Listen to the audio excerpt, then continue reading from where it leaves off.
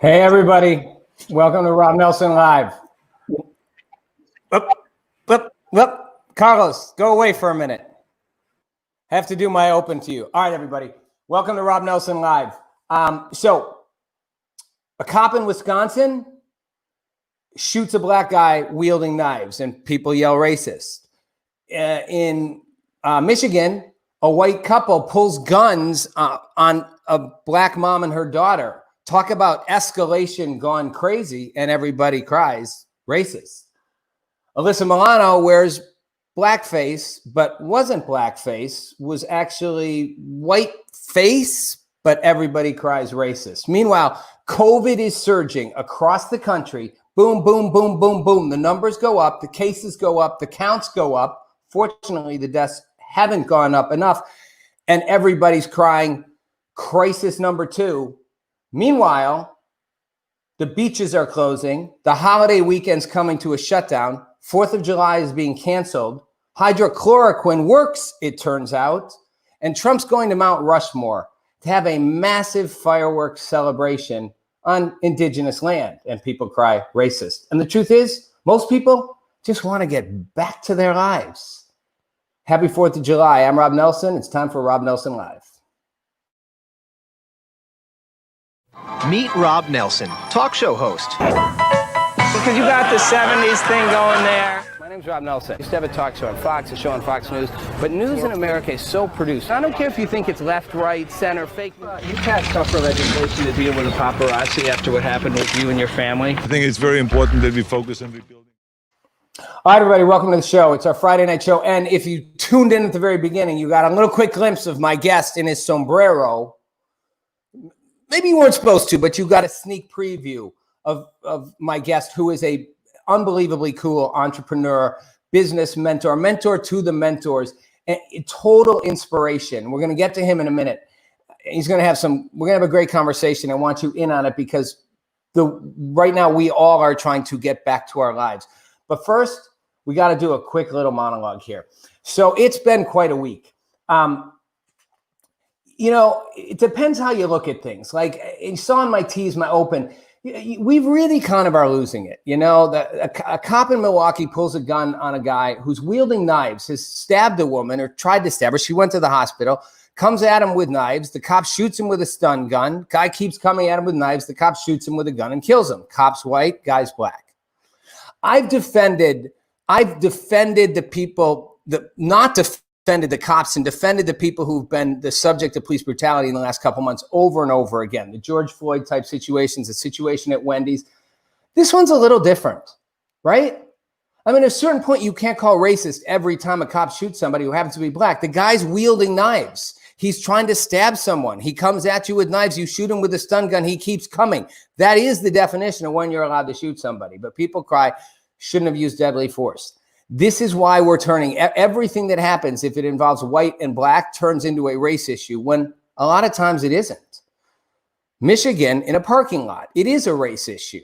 A black mom and her teenage daughter are standing in a parking lot. A woman walks, they're by a couple's car, and who knows exactly what happens, but supposedly the white woman walks into the black woman, which nobody seems to dispute that, bumps into her. And the black teenage daughter says, "Excuse you." And the white woman kind of has a fit and is like, "What, get out of my way, da-da-da-da." So a little yelling back and forth ensues. The white woman gets called ignorant. They get in their car.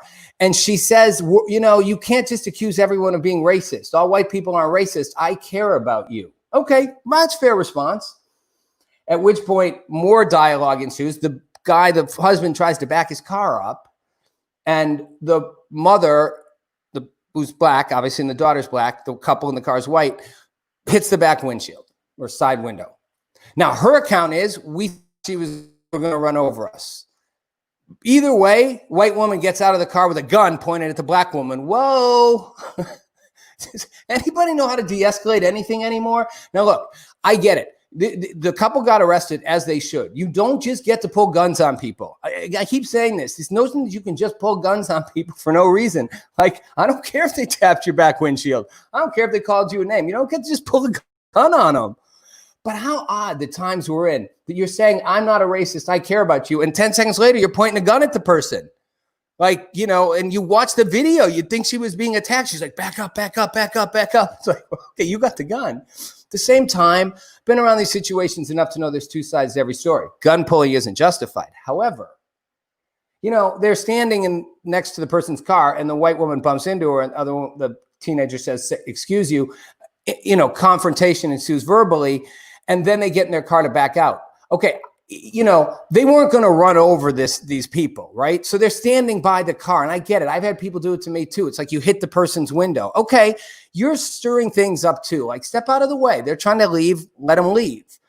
Now, again, not justified in pulling a gun. They got arrested. They're going to probably pay a price for it. But we've turned everything. We no longer de-escalate. We just escalate. And it's like, at a certain point, people got to stop pulling guns for every reason they can think of. And on the other side, people got to stop yelling race every time it's a white and a black person, because it's not always about race. I'm not saying this wasn't. There are racial tensions. But the Milwaukee cops shooting a guy, running at him with knives after he tries to shoot him with a stun gun, and the guy just stabs somebody, not really about race.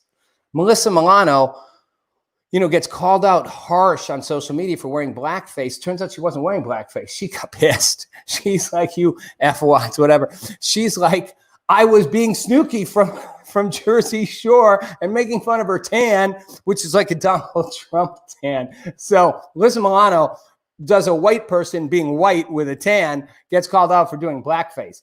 We've literally just seemed to have lost our perspective on it. If you want to take it to the ultimate level, and this is the thing that got me today, because this is a business angle of sorts. Twitter announces that they're going to redo all their programming, their code programming, and spend a fortune to do it, to take out the words master, slave, and blacklist. Now, just so you understand, this isn't taking the words out of users using them. This is taking the words out of the coding language. A lot of codes, programming codes, use the word master and slave, as do a lot of engineering terms. There's a master element and a slave element. Now, you can like or dislike those words, but they're going to redo the programming, the subtext that nobody sees, to not use the words master and slave. Which, okay, maybe, but blacklist? Okay, this is where it's absurd. The word blacklist has nothing to do with black people.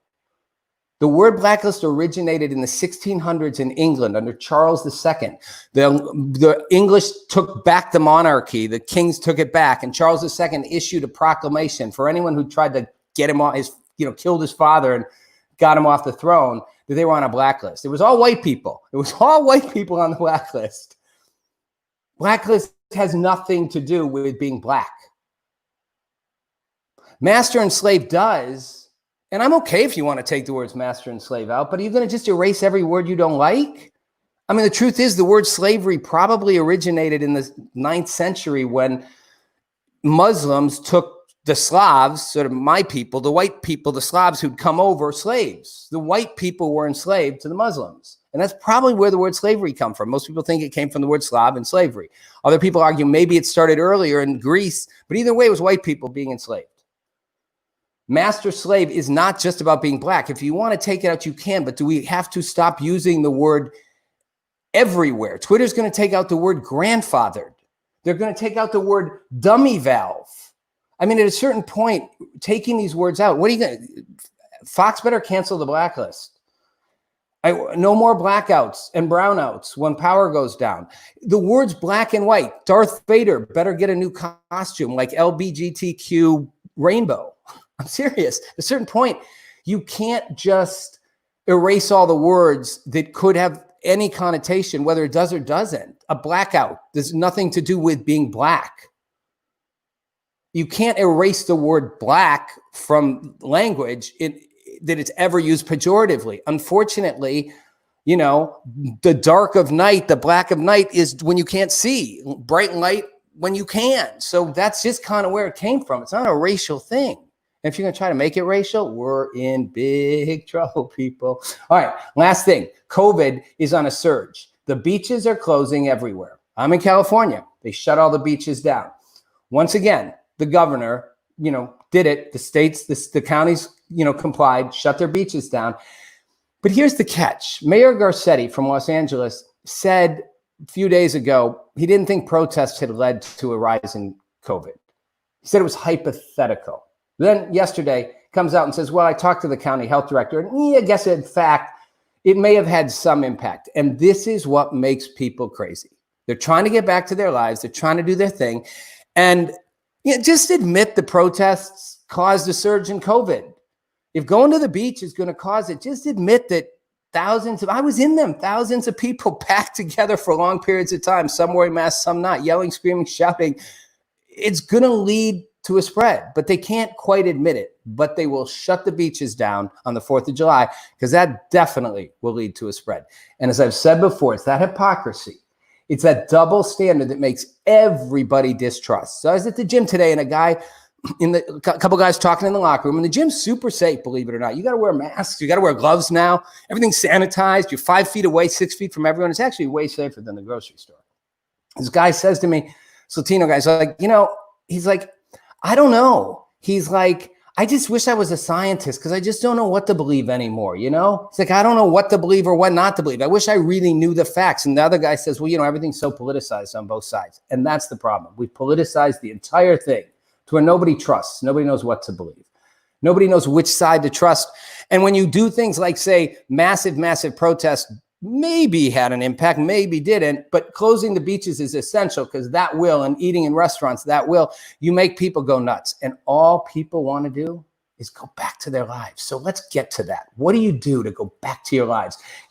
We've got massive unemployment. Unemployment level is higher than it's been at any time since the Great Depression, higher than it was in the Great Recession, the 2008 recession. It's somewhere around 40 million. It's massive. And now, granted, there was some good news. There was jobs report, increase in jobs. That's a positive thing. But, McKinsey did a study and found that 50% of executives around the world say their economies are going, eh. They also say they see profits coming 6-8 months down the road.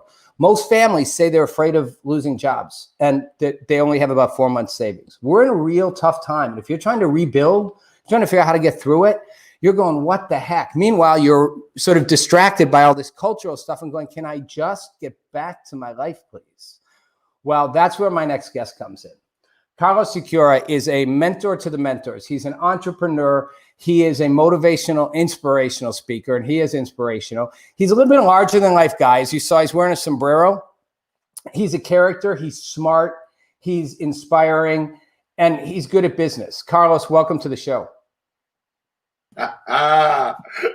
My brother from another mother. How are you, my friend? I'm good. I love your hat, and I love your sombrero with the 4th of July going on it.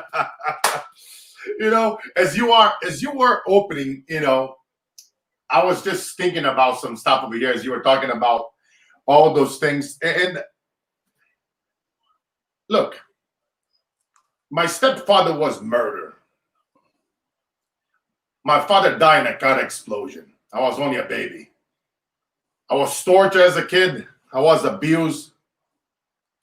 And I want anybody out there, man, vengeance. I want you guys to know one thing, that an eye for an eye will only make the entire world blind.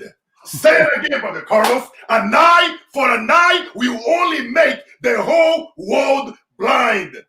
What we gotta do, we gotta lead by example. Instead of all this divisiveness, when I was a kid growing up in Brazil in the hood, in the streets, I couldn't go an eye for an eye. I couldn't go rob people and kidnap people. But a lot of my friends that did that, they died.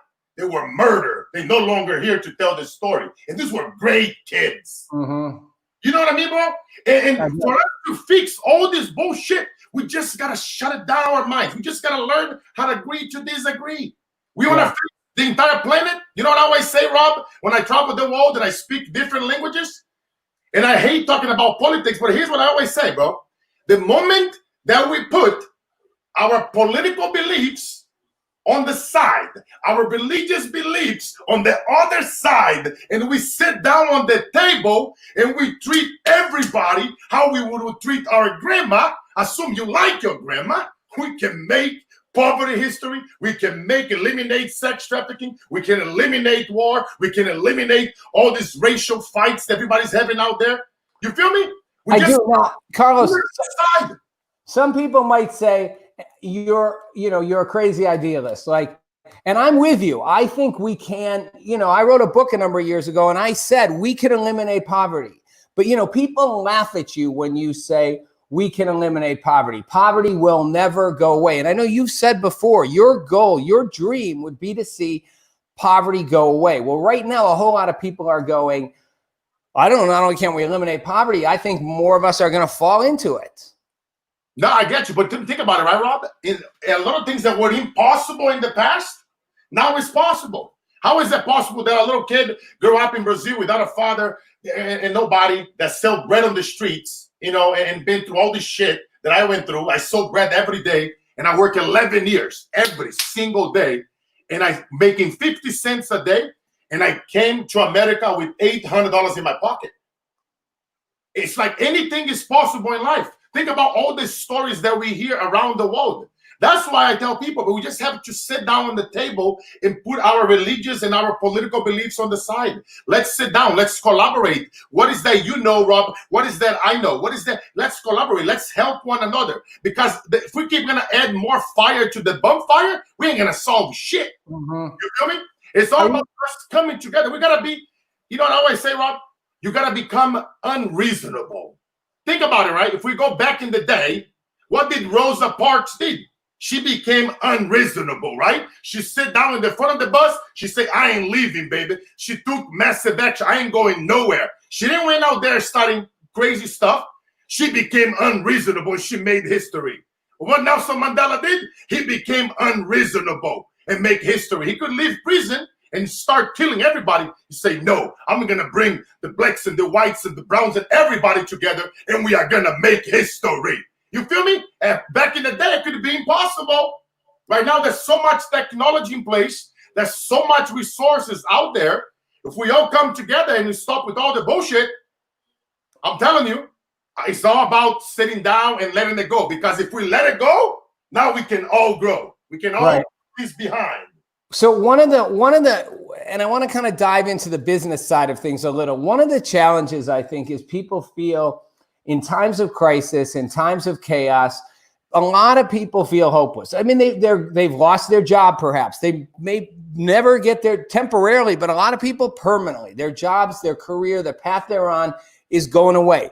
Companies are downsizing. Industries are shrinking. New models will emerge, but in the short run, a lot of people are losing. People are losing their retirements. People are losing their homes. People can't pay their rent. So you get a lot of fear. Yeah. You have a lot of fear, and fear, in my mind, fear is a paralysis factor, right? When people, and I struggle with it in my own life too, we all do. When you get afraid, you get paralyzed. When you get paralyzed, you don't know what to do. Now, obviously, a crisis always leads a path to an opportunity. But I think a lot of people right now, and you've mentored a lot of people in business and you've been an entrepreneur, a lot of people are feeling like, how do I even begin to assess how to take the next steps forward? So here's one thing.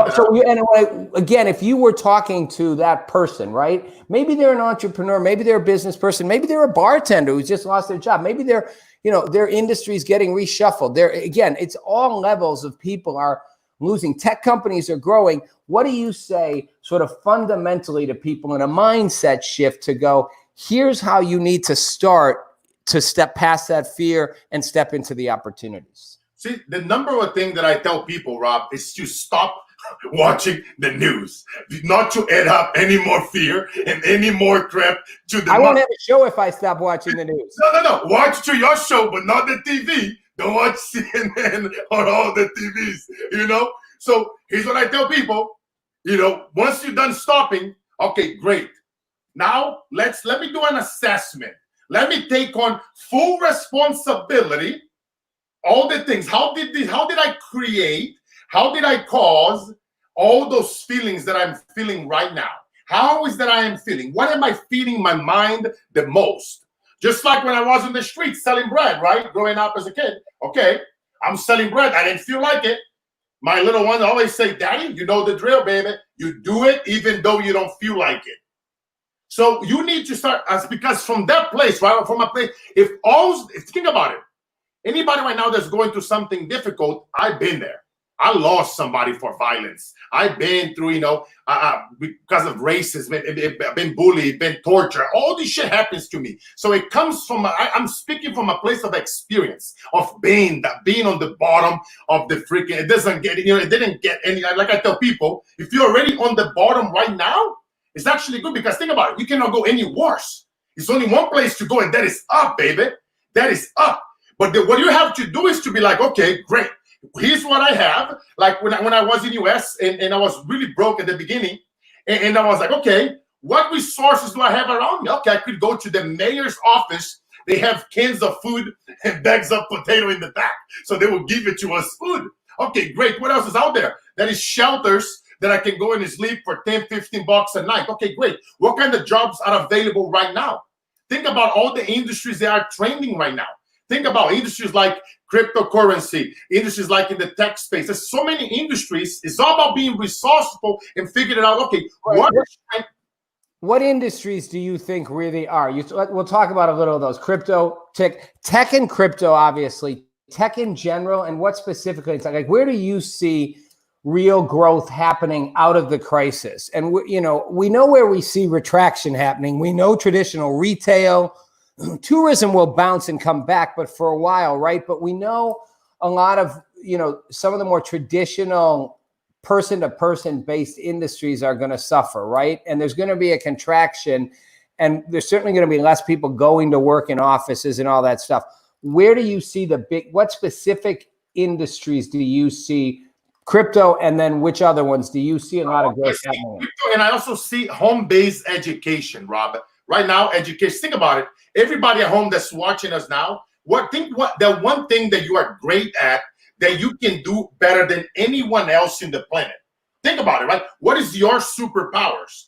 So now imagine you be able to take those superpowers of yours, and now you start your own blog, your own show, your own vlog, your own social media channel. And now imagine you be able to take what you know and now charging somebody for that knowledge, your IP, and that person now paying you.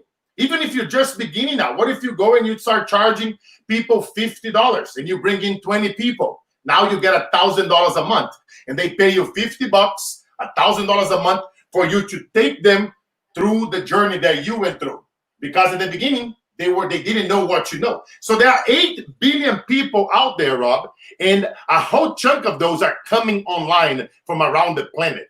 There are 2 to 3 billion people that now have access to the internet, and they are entering this space. There are 1 billion people coming out of poverty. Guess what? They're gonna need bank accounts. They're gonna need to learn. They're gonna want to buy more stuff, shoes, and they're gonna need to get all the things that we all love to get. So you have all those things. So you have to start thinking, being a future thinking. Okay, I lost my job. What can I do right now? Let's say if you are getting unemployment, right? Now you get a little bit of money coming in to pay your bills and buy your food. You don't wait until the unemployment runs out. Now you start getting resourceful. Okay, what do I know? What else can I do? Who do I know right now that maybe sells something that can tie it up to what I am, my superpower? Let's say your superpower is, let's say you are you into sports, or you love talking about mindset. So okay, great. Why don't you start a mindset group and you charge people $50 a month? Bring 20 people into that group. Or if you're into sports and exercising, start a group exercise program and you charge people in your community $50 a month when you guys go exercise as a group or virtually, because now with the corona. So you got to get resources. You got to get creative. Think about, all the industries that are trending, the crypto space. There is so much money right now that are being moved. Well, yeah, actually, let's talk about crypto for a minute. Crypto is fascinating to me. And obviously, a lot of people still view crypto as, as a scary thing. Look, and we're in scary times. So my thought is, hey, everything's scary to people right now. But crypto, people still have not embraced it. And part of that, I've said for a while, is I believe that the big institutions, government and even like big financial institutions and players have not wanted crypto to get recognized because it's threatening. So there's a narrative going on from them, which is to decredit, delegitimize it. And at the same time, you know, if you talk to players in those industries, they're all hedging in it. All these big financial institutions are buying into crypto platforms. They're hedging their bets while they're telling the public this is scary stuff. Meanwhile, they're putting millions and millions into making sure they're in that game. But crypto is a decentralized form of commerce and exchange that really does create a lot of opportunities on a lot of levels for people, right?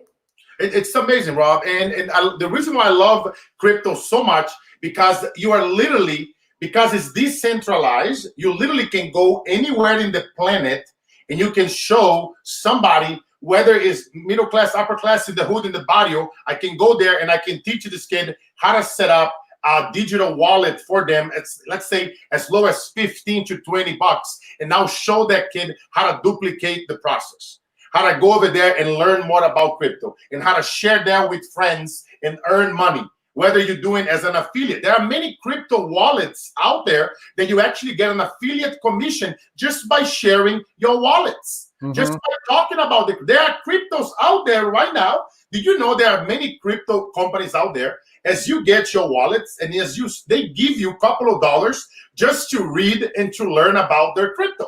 You see, but it's about people that don't know those things. Like you say, nobody's teaching it, nobody's talking about it. But now look at behavior. Look at the institutions. You see many billionaires. Now you see banks, and now you see universities. Whenever you see those three superpowers, banks, institutions, and universities and billionaires moving their money, a huge chunk, into this space, it should tell you something.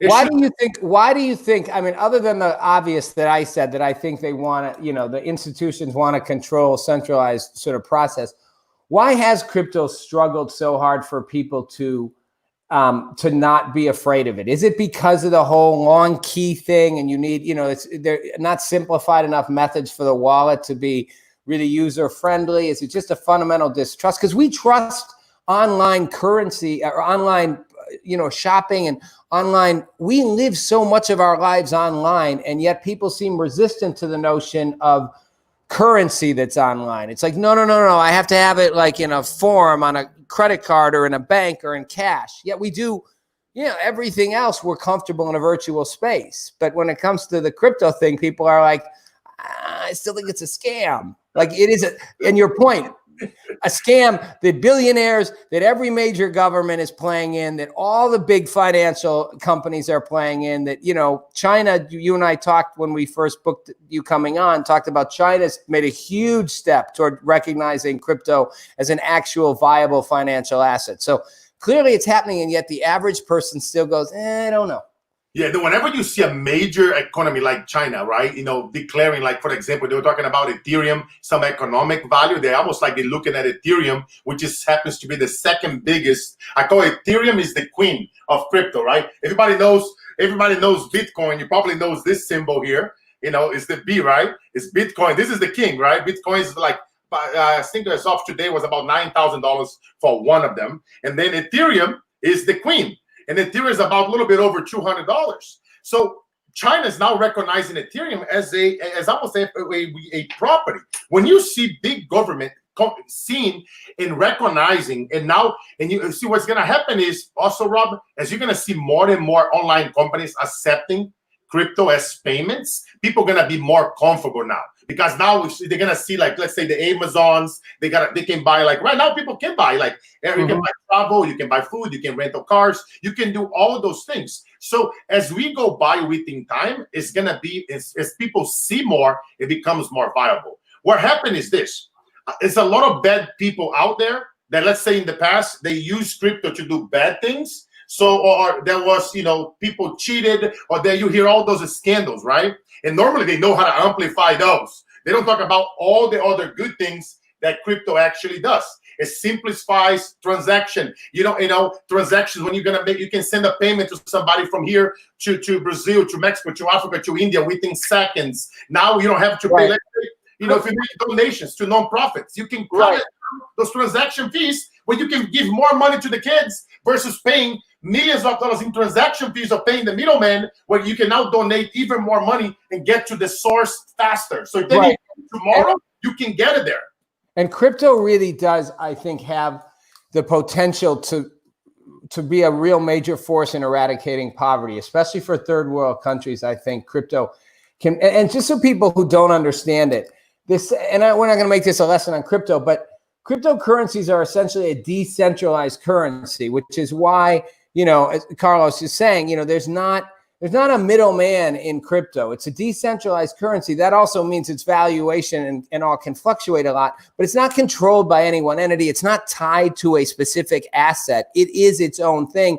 And because of that, it has a fluidity and an ability to have cut out a lot of middle costs and allow for a lot of lower income people in other countries, especially, it can be a real force change. The question is, in the US, could crypto have that same impact, say, in low income and impoverished communities in the US? Because we talk about how it could make such a huge difference, say, in third world countries. What about for the impoverished communities in America? Could crypto make a difference in those communities? Yes, there are many projects out there, Rob, right now around the world. There are many, many projects. And then let me explain something about decentralized versus centralized. Centralized projects in the crypto space, those are projects that people normally get. There are many scams within centralized crypto projects. Whenever you hear somebody, for example, say, "Oh, here, give me $1,000 or $5,000 or $10,000, and then I'm gonna give you back a percentage every week." And then normally you gotta give your money to that person by centralized. You're giving that money to a centralized person or a location, and that person gonna promise you they're gonna give you a return back. Normally, you hear horrible stories of people that take that money and they disappear. And they take people's money and social security number, money and investments, and now they're gone, right?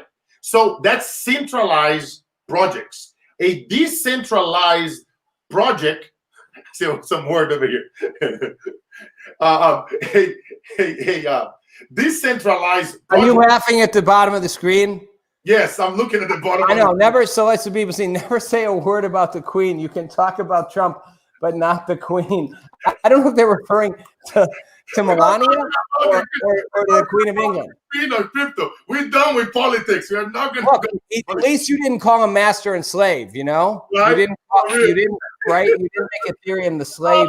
You know what I mean, bro? So when I tell people with decentralized projects where it belongs to the movement. It belongs to the people. Now they cannot run away with people's money.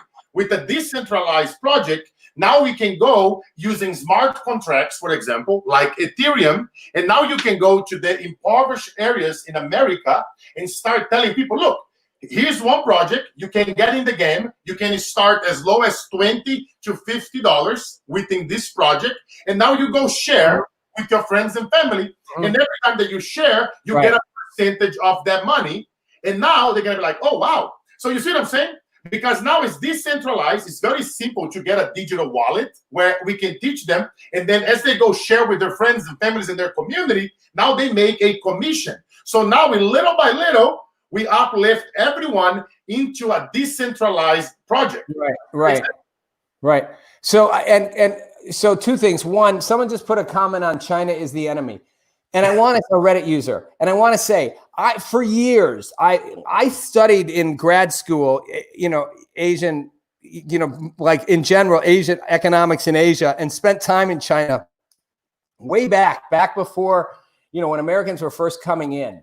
And I have always said China is trying to overtake the US, and they have a long plan. If you spent time into, they have like 100-year vision. It's like they're looking, going, we'll wait for those capitalistic, materialistic Americans to run themselves out of, into the ground, and we'll slowly own more and more and more. And it's a totalitarian government that I think controls and represses. I am not defending China's political system or its goal, which I think is in many ways to undercut the US. I'm simply saying China is a major economic player. I don't know if it's an enemy of ours, but I would certainly say it's a serious rival. But my point with crypto is simply that China and other Asian economies have moved faster to adopt cryptocurrencies on a larger scale than most economies in the West. And I think it's because they understand the power it has on a mass level. They have such highly populated economies. I think they understand the value that has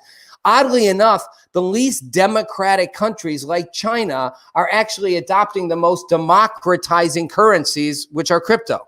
Yeah, not totally agree with you too, Rob. I'm like, 100% USA, baby. And got the hat on. Got the hat on. We represent it, baby. I got my boom box, But no, for real. And you're right. A lot of our point over here talking about China was when you see a major power moving into the crypto space, is to giving you a sign. Right now, guys, this thing, Ethereum, one Ethereum right now is so undervalued. It's only worth $200. This thing was $1,500 2 years ago. And there are a lot of people in the crypto space talking about this thing will go up anywhere from 2 to 10 grand each in the next couple of years. I'm not making an income disclaimer here. I'm not a financial advisor. I'm telling you, go do your own research. Go study. If you type in Ethereum prediction on Google or type in Bitcoin prediction on Google and watch what those articles say. Just type in the word Ethereum predictions and Bitcoin predictions on Google and do your homework so you can see exactly what I'm talking about. Now imagine if you guys are out there and you are now earning income instead of getting paid dollars. What if you're getting paid now digital coins? They're going to be up in value according to the experts. Now imagine how fast you could build wealth at a much faster pace. And now imagine we're going through, impoverished communities, and we start now setting up centers, and now we start teaching in those centers, impoverished communities, the importance of technology and crypto. Right. And you see what I'm saying, bro? It doesn't take much. And so I think, and your enthusiasm is like infectious, Carlos, it's like, it's more infectious than COVID. I'm going to keep making jokes about things because I'm tired of being so serious about it all the time. But I want to talk for a second about how business mindsets and leaders function. And you've coached and worked with and mentored a lot of big execs and some big companies, both in partnership and mentoring situations and speaking in front of them. I had two really powerful experiences in my life around this when I was really young. One was, I went to Japan on a trip right after college. I went on a trip. I was like the assistant for a think tank that was all about rebuilding the U.S. economy in the mid 80s. So I went and I got to carry people's bags and go along on the trip. And we stopped in San Francisco, and I had a chance to meet with Andy Grove, who is the founder of Intel, the chip maker. And Andy Grove, at the time, Intel was not, the U.S. had lost the semiconductor industry to the Japanese in the 80s. And Andy Grove had a unique vision, and he had a all glass office. And I'm this young kid, and he sits me down, and he shares his vision about how he is going to single-handedly take back the semiconductor industry. Now, anybody who's under 35 or even under 40, you might not realize, you've always thought Intel chips were in everything. We had lost the semiconductor industry to the Japanese. And Andy Grove single-handedly brought it back. He single-handedly brought that industry back. But here I am, this young guy, and Andy Grove is sitting there explaining to me how he is going to do it. And I'm like, well, that's ballsy, but it was also visionary. It was sort of like he had this vision of seeing over, as he called it, the waves, like you ride the waves. And he wasn't daunted by the fact that the entire industry had been lost. He was inspired that he had a vision about management. And a lot of his management principles have been, about giving people responsibility that matches their accountability, a transparency that was really powerful stuff. So that was a really powerful lesson for me about how a visionary business leader does things. What do you hear and what do you say? What do you see are some of the most visionary things you've learned from business leaders and the mindsets you've been able to share with them? Because I think even though we're not all going to be them, I think there's inspiration in that. Yes, no, it's a great point. One thing that I always say, Rob, is I talk too much, right? Because I talk for a living and I do consulting and I speak and I love teaching. But whenever I'm around, those visionaries, I'm around amazing people and people that are elderly than me and they have so much wisdom. I shut up, right? God gave us 2 ears, and 1 mouth. So I listen and I'm watching them talking about, all the projects that they are involved in. You hear crazy stuff, right? Whether they are putting money together and they're going to put a few $1 billion into a machine that's going to go out of space, that's going to generate trillions of dollars, right? And everyday person, $1 trillion, you can literally fund the entire economy, for life. And so, and when you start hearing stuff like that, you're like, wow, I think I'm playing small. We're talking about trillions like we talk about dollars or thousands. You see what I'm saying? But it's amazing because they believe and they see trends. And by me watching them, by listening and by being present and by focusing, paying attention on their moves, I'm always watching. If you think about it, right, the most powerful companies, like whenever you see, for example, Amazon, Apple, all the, Facebook, all the big major, I call them the rare unicorns. When you see the rare unicorns making a move, investing into something, whether it's out of space, they're putting more money into technology, they're moving a lot of money to crypto, okay. And then you see them talking about those things, space, health, crypto, it tells me something. You see what I'm saying? Mm-hmm. And now I think, okay, based on what I know, how can I tie to what I know into space, wealth, and health and crypto? Mm-hmm. And then I start, but what's funny? Because I hear these people all the time. So what I did, long time ago, I started hearing them talking about they have what do they call the crazy cow epidemic that they have in Canada back in the day. And then they have the pig epidemic in China. And I was like, in my mind, I was like, okay, great. If they have an epidemic, that means there's going to be a bigger demand for meat and for pig. What do? I go to Brazil, buy a bunch of land, prepare the land to put lots of pigs, lots of meat. But then in my mind, I was like, oh, but hold up. The price of the pig and the meat is going to go up now because of that. The poor people won't be able to afford the pig and the meat. They're going to have to buy eggs and chicken. So then I'll go buy lots of chicken. And then, so now I've been producing that. And what I did, I get creative. I see, you got to be a leader, right? So I lead by example. I started a very cool initiative in Brazil.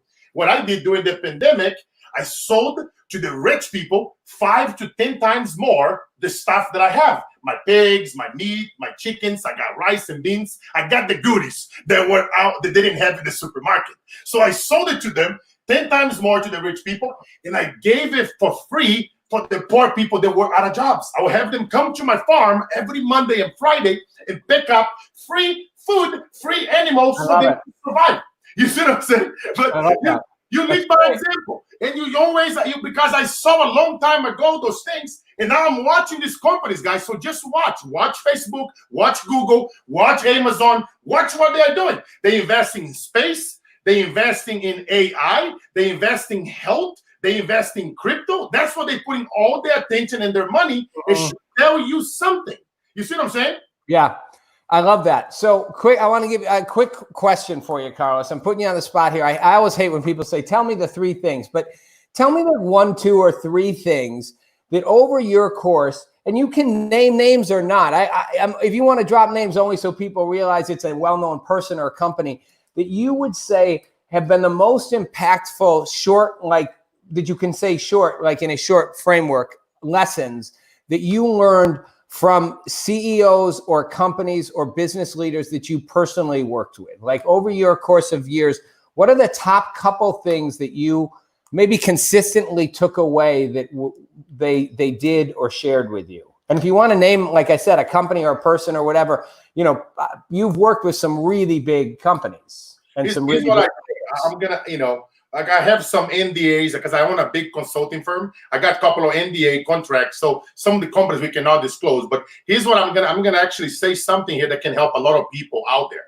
Because as you guys know, we live in a society that's a lot of noise. Noise comes from different angles. So a lot of people out there, sometimes self-included here, right? In the past, whenever I wasn't able to achieve whatever area, right? Whether it was in my life, in my business, in my relationship, in my health, it's because I became split focused. So because of all that noise bombarding you from everywhere, so we were not able to be laser focused at one thing. So one of the major things that I learned over the years that helped change the game for me was broke it down. I literally, bro, I have a eulogy. And here's what I wanted to be written in my eulogy. In the year 2075, Carlos is 110 years old, and boom, what do I stand for? Carlos made, poverty history. He showed up to blow up every single time. He lived as he has one less day, no one more.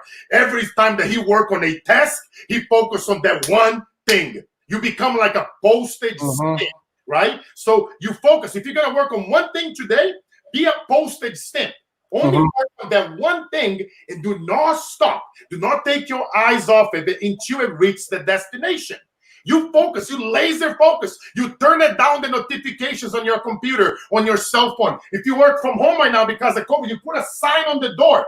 Nobody comes into this room. I am focused. I'm a Navy SEAL. You in water right now, and nobody's coming left behind. Yeah. Your family, your employees, your people, your clients. You are the leader. You take full responsibility for that task. It's not your salespeople's fault. It's not the customer service people's fault. It's not your business partner's fault. It's our fault. We lead. You know what I mean? So you got to be in charge. You got to own that responsibility. Yeah, I agree with that.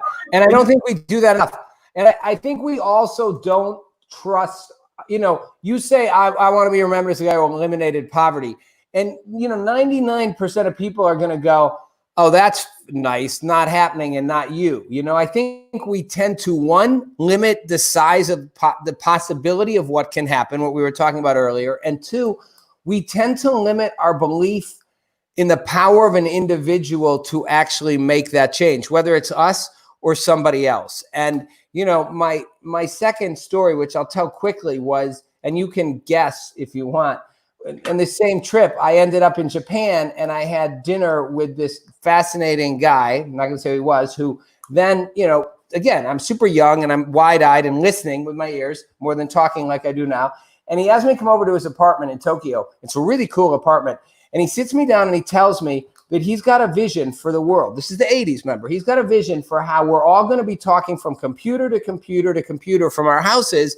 We're all going to be connected in a whole new way. Describes the world as we know it for the last 20 years with internet and the whole technology and the whole thing. And obviously the internet existed at this point, but it wasn't in common use. It was more a military type thing. And he's saying how this will all happen. And he says, listen, do you have $10,000 you could put in my company? We're just going public. And I'm like, no. He's like, could you get it? He's like, how about 5,000? I'm like, He's like, I don't need your money. I'm just asking if you have it, I will put it in, like in this early funding as we're going public. I'll put it in now for you as a gift. I said no, not because I couldn't get the money. I didn't have it, but I'm sure I could have found a way. I could have borrowed if I'd been driven enough. I said no because I didn't believe this man could have a vision of a future so radically different than what we knew in the 80s that he thought in 10 years would change and that he could affect that. Now, Bruce, join us, please, Bruce. Is Bruce there? If you don't know the answer, if you know the answer, Bruce, don't say. If you know because I told you. Carlos and anybody out there watching, who was this person that sat me down in his dining room and said, give me $10,000 and I'll put it in my company? And I said no. He was asking as a gift to me. Who was it? Name, person or company? Warren Buffett. No. Steve Jobs. No, Asian. Bruce, do you know? Person. Yeah. Do you know the person or the company? No. Okay. Because nobody's going to think even big enough to know who it would have been. It was Ken Nishi, who was one of the 4 founding partners of Microsoft. Ken Nishi sat me down and said, give me $10,000. I don't need your money. I'm going to put it into our first funding. We've just gone public. You will be worth it. I had someone calculate it like about 6 years ago. They said, if you just left that money in there, it would have been worth like $200 million, just doing nothing. And Ken Nishi is the one that Bill Gates credits in his memoirs and books saying, we were going to sell for $50 million to IBM. And Ken said, if we sell to IBM, we're millionaires. If we keep this, we're billionaires. Ken had a singular vision of the world, and he was right. I had that man sit face to face with me and say, give me this money and I'll make you super rich. And I said no, because I didn't believe the vision. Yeah. And Right, right. I don't want to kind of wrap into that because we're all talking about vision here, Carlos. And Bruce, I wanted to bring you in for a second too, just because, I think we don't, you've been listening, Bruce, and you're a techie. Bruce is the ultimate of techies. You're Bruce, just quick. I know we're almost out of time, but just like 60 seconds. What do you see when you look at the tech world right now in terms of it's obviously hopping? Where do you see? You talk to a lot of people. What do you see? Hopeful opportunity. What's the attitudes you see in the tech world? There's a lot of big focuses lately on e-commerce because a lot of the direction now has to do with people generating revenue, because obviously that's harder to do in today's environment. So now, besides e-commerce, the other thing that has exploded since COVID has started is live streaming. So I see the two of them coming together, which Facebook kind of announced a month ago. So Facebook announced that you're going to be able to have live streaming shopping. They call it live shopping. So you're going to have like the home shopping network type of things that, imagine doing a Facebook Live and you'll have like a little product that will come up and people will be able to click on it and be able to purchase stuff. Amazon is doing that now with Amazon Live. YouTube now has that with their Teespring, their merchant. You're going to see that now with Twitch. Twitch has been doing that for the gaming community, but little by little, that's going to expand out to normal streamers like us. I see that's the direction. What Facebook did is a perfect example. But when you notice that all the little the departments inside all the major e-commerce networks, right? Amazon, even Shopify, they all start having partnerships where they're working with e-commerce partners and live streaming, and they're all doing it. They're just doing it separately. You could tell that's the trend that they're all going. Interesting trend. Interesting. Thanks, Bruce. Facebook is the last one, but if Facebook does it, and they're usually the last ones to the game, that tells you something. Well, Bruce, thank you. That's awesome. Thanks for that feedback. I appreciate it. That's Bruce, our producer. He likes to jump in. Carlos, that kind of dovetails with exactly what you were saying, right? You're saying follow the Facebooks, and Bruce is going, hey, well, look at what Facebook, not just where they're investing, look at what they're doing. Look at their tech, look at the tech moves they're making.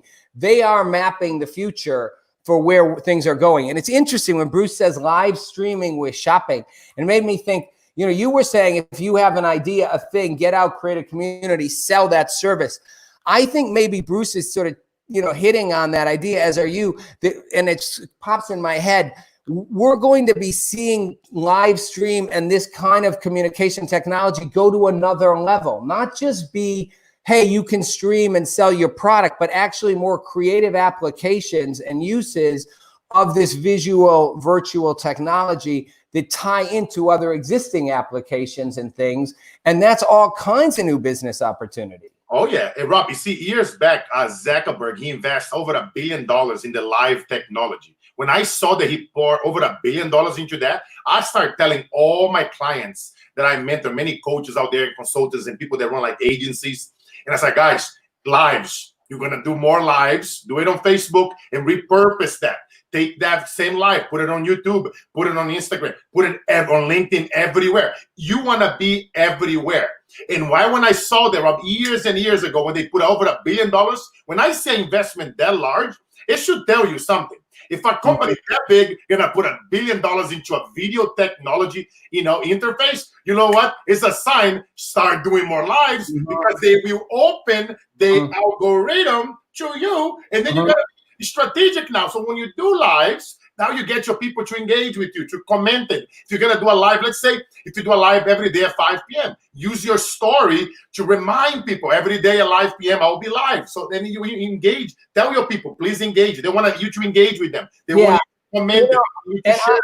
I think that's powerful. And where and as we're wrapping up, I get stuck because I get frustrated by the technology. I'm like, but I get it. Like, you have to do, it's like you're saying live stream every day at 5. And I guess that's my own limitation, but I think a lot of people have that. I was like in my 20s, I was on the tech bleeding edge. Now I've sort of, slid back a little. But I think part of it is the focus you talk about. And I think the second piece is maybe we've all just created too many limitations for what is possible. I go back to you saying, I want to solve poverty. Most people are going to be like, not you nor anybody else, but certainly what makes you think you. And maybe we all need to be willing to say, hey, I can be a true change maker in my own life, but in the world around me on a big level. It's not just like it has to just be, you know. And it's by setting by example, right? Like I said, I started that thing on my farm in Brazil, and I told my employees, go to the next farmer. Let me draw a compass, you know, with 360 degrees. So for the 100-mile radius, I'll take care of all the communities. Go to the next farmer and have him take care of the next 100 miles and the next 100 miles. And you never know. It could have taken off. It could have become something all over the country. But you know, I'm focusing on what can I do. And if it takes off, great. I'm not worrying. I don't care about the glory, Rob. I care about the story, right? And most people, they focus about the glory and they stop doing today. You got to focus. If you're not happy right now in this moment, that's what it matters, is right now in the grind, in the hustle. You gotta be happy. You gotta be focused, because guess what, ladies and gentlemen? You survived 100% of your worst days. I feel that somebody needed to hear that right now. Say it again, Brother Carlos. You survived 100% of your worst days. I'm going to say it with you, Carlos, because I love that. You survive 100% of your worst days. For real. Think about it. We've never been through it. It's an obvious fact, but it's true. For real. And that's what I tell people. Go put a couple of $100 in each coin. And if you have a bunch of kids, put $100 from each coin for all your kids and leave it there. Don't even look at it. And watch, one day you're going to be like, Carlos, thank you so much, my friend. I got all this money now. And then I would challenge you to now go donate a little bit to your favorite cause. I'm not going to tell you to go pick one of my causes. I am biased. But you see, that's the thing, Rob. I see it, bro. I will make poverty history. And I do it by example. I show people how to make money. I lead by example in my farm. I teach cryptos, and I show people how to make money with crypto with as low as $20. I just do it, bro. And I've been doing live since MySpace days. And I was you're old school, man. MySpace. We put your stuff on the screen so people can get in touch with you. Closing thoughts here. There it is again. Carlos, real quick. I think we all have a superpower, maybe multiple ones. Real quick, what's your superpower? My superpower is human behavior. I've been studying human behavior for 30 years. Because in my eyes, when I was a little kid, if I understood human behavior as a kid, I could help all my friends on the street sell their goods and services and get a piece of override from those goods and services, and I'd be able to leave the hood, so I didn't have to see my friends being murdered anymore, so I didn't have to see my mom or my grandma being abused, so I didn't have to go through the things that I went through as a kid, so I could leave the hood, come here to America, become a freaking leader, and go back and be the change that I want to see in others, brother. I like it. I think your superpower might also just be your unquenchable and unlimited enthusiasm, and sort of you know that. I don't know. I've got to figure out I don't know what my superpower is. What's my superpower? You got a superpower for me? I'll take one. Rob, your superpower is talking. Just FYI. Yeah, bro, you are an amazing host, man. Your superpower is like, man, you make a lot of those hosts out there on mainstream TV look stupid. You know, you're just like an amazing host. You know what I mean? You're just a freaking awesome, brother. Thanks. All right. Well, okay. I'll go with talking. I'll go with my superpower is to talk. But you know what? If each of our superpowers could lead to something, I talk because I want to share. I want to create a dialogue. I want people to think. I want to open things up. You know, Carlos. You know, you have a superpower, which is understanding human behavior. So you help people figure out how to capitalize on that and really make their future something more powerful, more bright. You know, Bruce, our producer, his superpower is, you know, he's a tech genius. He helps people solve problems, and he can see through the systems and come up with a solution that makes things better. And we have multiple ones, but if we all just really used our superpower, trusted our innate abilities, had a little more faith in the possible, in what the impossible is possible, and a little more belief that one person can literally change the world, man, we would get rid of poverty and a whole lot of other things. I'm Rob Nelson. It's Rob Nelson Live. Thanks, Carlos. Talk to you all later. Thanks for watching, everybody. Boom.